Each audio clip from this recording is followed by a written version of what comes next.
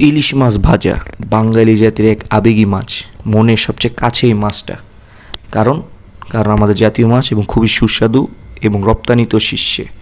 যাই হোক, আসেন আজকে আমরা এই রেসিপিটা শেয়ার করি। মেনলি রেসিপিটা শেয়ার করতেছি আবেগ থেকে, কারণ এটা সবাই পারে। মেয়েরা তো বাদই দেন, ছেলেরাও মাছ ভাজতে পারে ইজিলি। বাই দেন, ইলিশ মাছটা জটিল আবেগী একটা মাছ। এই মাছটার রেসিপি আজকে শেয়ার করতেছি আবেগ থেকেই, কারণ নিজের থেকেই ভালো লাগতেছিলো এটা শেয়ার করি। যাই হোক, আসেন শুরু করি।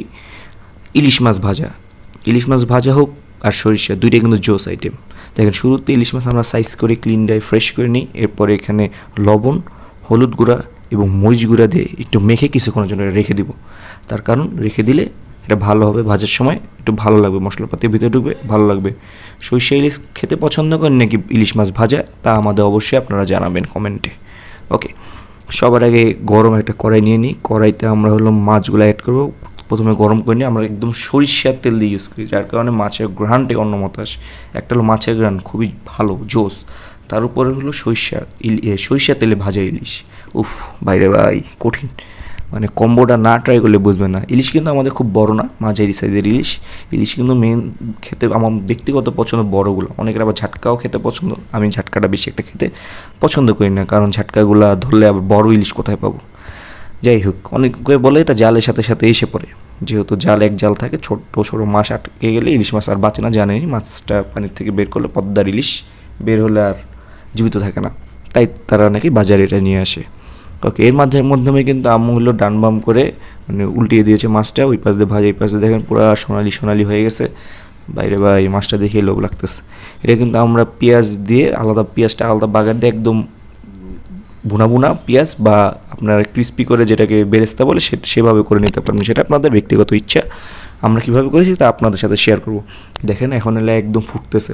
মাছের ডিম ছিল, ডিমেলা মাছ আমার কিছু কিছু ক্ষেত্রে ভালো লাগে যখন ডিমটা ভর্তা করে বানানো হয়।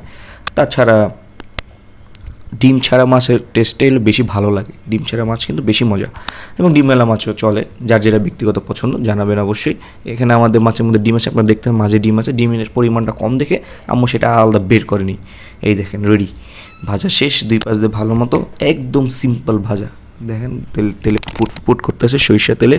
মাছের গ্রানটা ভাই পুরো চেঞ্জ হয়ে গেছে সরিষা তেলের কারণে, কারণ সয়াবিন তেলে ভেজে খেলে একমতো, আবার সরিষা তেলে ভেজে খেতে একমতো। দেখেন এটা রেডি, এটা সাইড করে ফেলছি। এরপরে আম্মু অ্যাড করে দিল পেঁয়াজটা হলো ওই যে মশলাটা আমরা মেখেছিলাম ওটার সাথেই পেঁয়াজটা একটু মেখে আমরা পেঁয়াজটা ভালো মতো ভেজে নিব।